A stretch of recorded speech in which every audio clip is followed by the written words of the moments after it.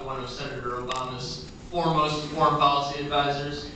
Yeah, sure. I mean, he obviously picked him as vice president for a reason, yeah.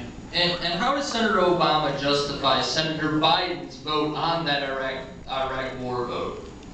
Senator Biden and Senator Obama disagreed vociferously about this over the course of the campaign, and they had a very healthy debate about what the actual vote for the Iraq war consisted of. Senator Biden's position on this is that his vote for the Iraq war was not actually a vote to send troops to war. His position is that his vote in the Iraq war officially gave President Bush the authority to go to war as a bargaining chip to use with Saddam Hussein in late 2002. He never expected that Bush would go to war without the approval of the United Nations, without any support from Europe outside of England. So Senator Biden voted for a war and hoped that President Bush was going to... He voted to give the president the authority that he thought he needed in order to increase his leverage on the international state. He never anticipated that it was going to end in war.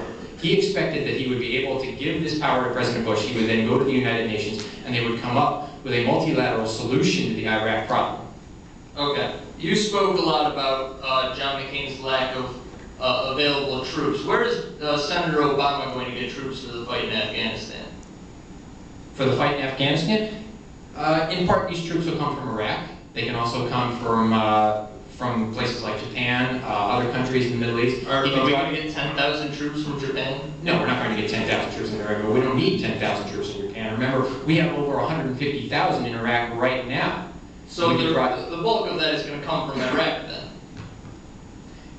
Let me put it this way. If the bulk of those troops come from Iraq, there will be no noticeable impact on the amount of violence there, because the drop in violence is not caused by the increase in troops that have been here recently. Conversely, if they come from other places around the world, we can do that basically cost-free. The only thing we'd have to pay for is transporting them to Afghanistan. But there's no harm whatsoever in pulling them out of somewhere like Japan, Germany, South Korea. So we don't need those troops in Iraq right now? No. In fact, I have evidence, or I have evidence from a retired American Army general who says that the surge has had no impact on the amount of violence in Iraq. And what has actually changed the situation in Iraq is that the Sunni militia, which was previously fighting us a year ago, has now actually come around and is negotiating with us. That they don't want to fight the civil war against Muqtada al-Sadr because they realize that he is too strong for them. So now that the Sunnis are cooperating with us, that's caused a great reduction in violence in Iraq.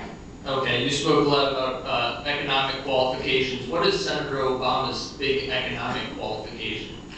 Senator Obama has actually thought quite a bit about the economy. He has a team of economic advisors, including people like Warren Buffett, that have supported him throughout the entirety of the campaign. So his qualifications are he has advisors?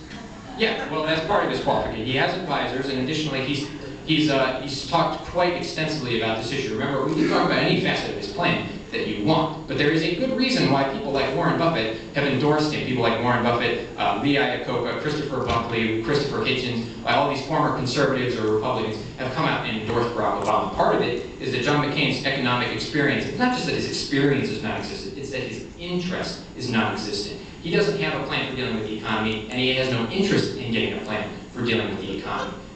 I think Barack Obama is one of those people who, if he doesn't know the answer, will say he doesn't know the answer, but he will find the answer, and he will put people around him who know how to find the answer. Warren Buffett could be one of those people, it could be others. John McCain, I don't think he is one of those people. I think John McCain is the kind of person who, if he doesn't know the answer, will insist that the question doesn't matter. And we've seen too much of that in the last 8 years.